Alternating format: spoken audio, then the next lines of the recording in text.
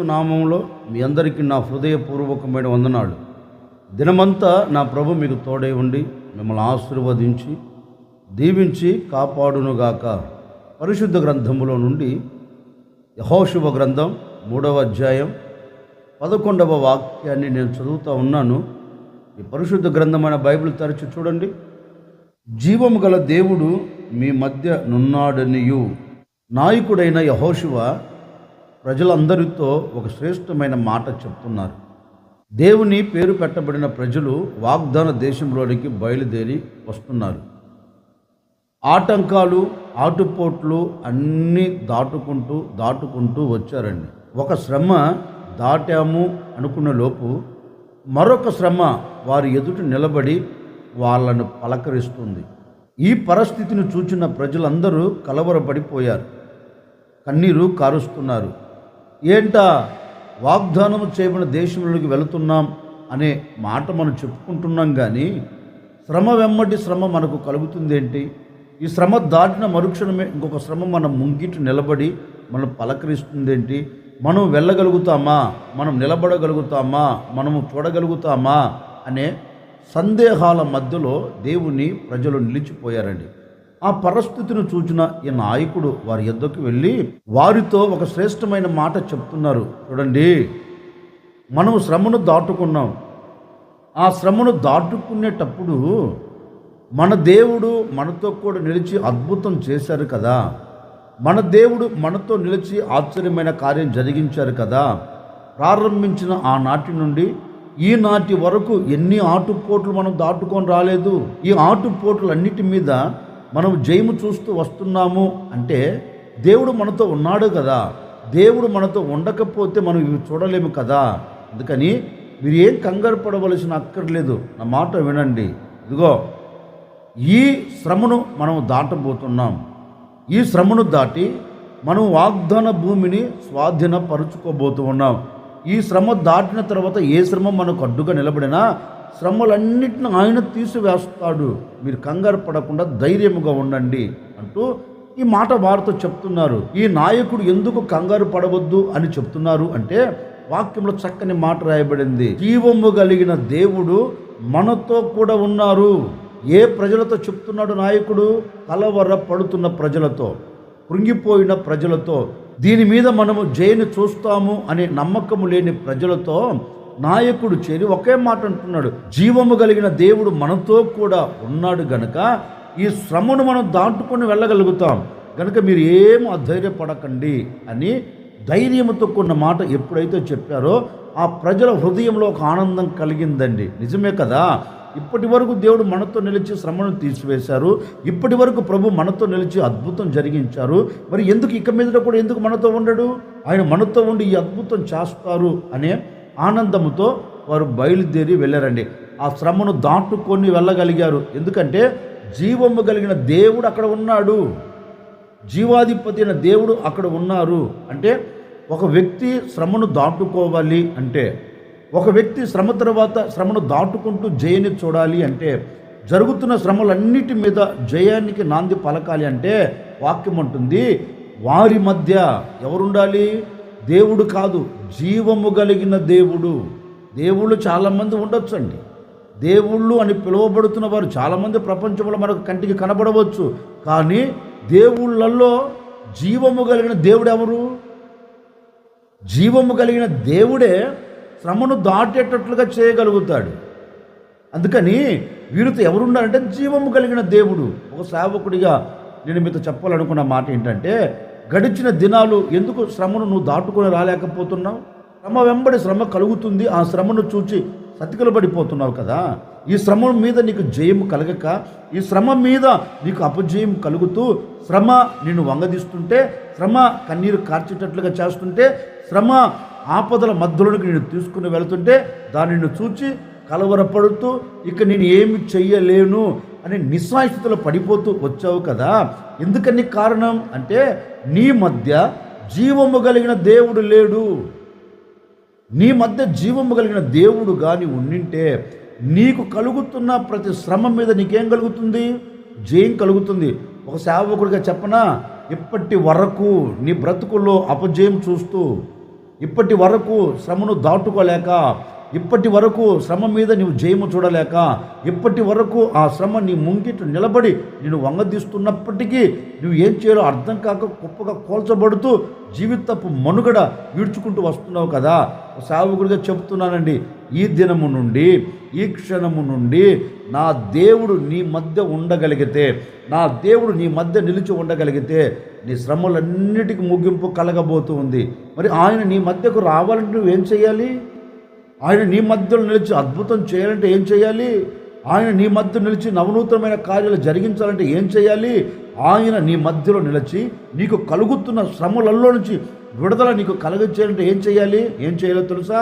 నిన్ను నీవు పరిశుద్ధపరుచుకోవాలి, నిన్ను నీవు పవిత్రపరుచుకోవాలి. ఎందుకంటే నేను ప్రకటించే దేవుడు ఎవరు అంటే అపవిత్రమైన వాడు కాదు. నేను ప్రకటించే దేవుడు ఎవరు అంటే పరిశుద్ధతలో మహనీయుడు, పరిశుద్ధతకు నాంది పలకగలిగిన వాడు.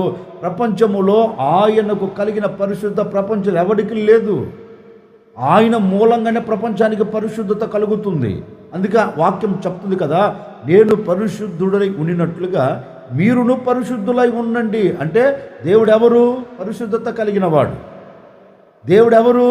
పరిశుద్ధతకు నాంది పలకగలిగిన వాడు, పరిశుద్ధతను స్థాపించగలిగిన వాడు. ఆయన అంటాడు కదా, నాలో పాపమున్నదని మీలో ఎవరైనా నిరూపించగలరా అంటే ఆయన పాపము లేని పరిశుద్ధుడు. చూపులో కానీ, మాటలో కానీ, నడకలో కానీ, పడకలో కానీ, వస్త్రధారణలో కానీ, ఒక్క మాటలో చెప్పాలంటే అరికాలు మొదలుకొని నడినెత్తు వరకు అణువున ప్రతి పరమాణువున మనం భూతద్దం పెట్టి వెతికినా నేను ప్రకటించే యేసు క్రీస్తులో ఏ పాపము కంటికి కనపడదండి. అంతటి పరిశుద్ధుడు. ప్రపంచానికి సవాలు చేశాడు, ప్రపంచముతోనే సవాలు చేసి మాట్లాడాడు. నాలో పాపం ఉన్నదని మీరు ఎవడైనా చెప్పగలడా? ప్రపంచం యేసు ఎదుట మౌనమైపోయింది. పాపం లేని పరిశుద్ధుడు గనక ప్రపంచం నోటి మీద వేలేసుకుందండి. ఇప్పుడు ఆ దేవుడు నీతో రావాలి అంటే, ఆ దేవుడు నీతో నివసించాలంటే నువ్వు ఎలా మారాలి? పరిశుద్ధత కలిగిన వ్యక్తిగా మారాలి, పవిత్రమైన వ్యక్తిగా నువ్వు మారాలి. పరిశుద్ధమైన వ్యక్తిగా నువ్వు మారితే నా ప్రభువైన యేసుక్రీస్తు నీ మధ్య నివాసం చేస్తాడు. నీ మధ్య నివాసం చేసి నీకు కలుగుతున్న ప్రతి శ్రమలో నుండి ఆయన నిన్ను తప్పించి శ్రమలన్నిటి మీద ఏం కలగ చేస్తాడు? నీకు జయాన్ని కలగ చేస్తాడు. ఓ సేవకుడికి మనసారా కోరుకుంటున్నానండి, ఏ పాపములో నిలిచిపోయావు, ఏ పాపములో నిలిచిపోయి ఏ కష్టమును అనుభవిస్తున్నావు గనుక ఈరోజు ఈ మాటలు వింటున్న నీవు క్రీస్తు రక్తంతో కడగబడి, క్రీస్తు రక్తంతో పరిశుద్ధపరచబడి పవిత్రమైన వ్యక్తిగా నువ్వు మారాలని నిర్ణయం తీసుకొని ఆయన దగ్గరికి నువ్వు రాగలిగితే నిశ్చయముగా ఆయన నీతో నివాసం చేయుటకు ఆయన దిగి రాబోతూ ఉన్నాడు.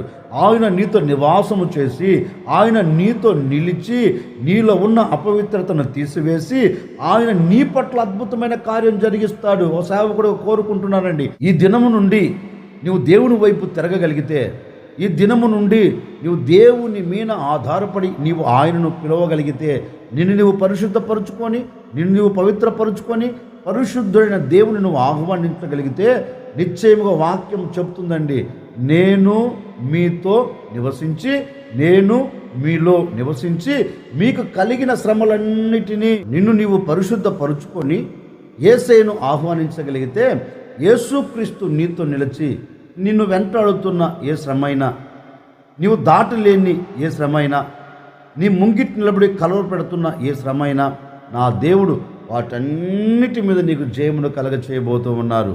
శ్రమల మధ్యలో నా ప్రభు నీ మధ్య నిలిచి ఉండబోతూ ఉన్నారు.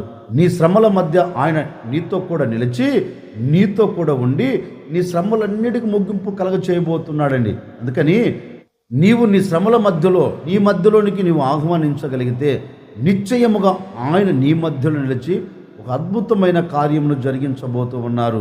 అందుకే వాక్యంలో రాయబడింది, జీవము కలిగిన దేవుడు మీ మధ్య ఉన్నారు. అంటే పరిశుద్ధతకు నాంది పలకగలిగిన దేవుడు మీ మధ్య ఉన్నాడు కనుక ఈ శ్రమలన్నింటినీ దేవుడు దాటేటట్లుగా చేయగలుగుతాడు. ఓ సేవకుడిగా నేను కూడా కోరుకొని ఈ మాటలు ముగిస్తున్నానండి. నీ శ్రమ తొలగిపోవాలి అంటే, నీ వేదన తొలగిపోవాలంటే, నీ బాధకు ముగింపు కలగాలంటే, నీకు ఆరోగ్యము కలగాలంటే, నీకు క్షేమము కలగాలంటే నా ప్రభు అయిన యేసుక్రీస్తు నీ మధ్య ఉండగలిగితే అద్భుతాన్ని నువ్వు చూడబోతూ ఉన్నావు. వీటన్నిటికీ ముగింపు కలగబోతుంది. అందుకని నా ప్రభును నీ మధ్యలోనికి నువ్వు ఆహ్వానించు చూడు.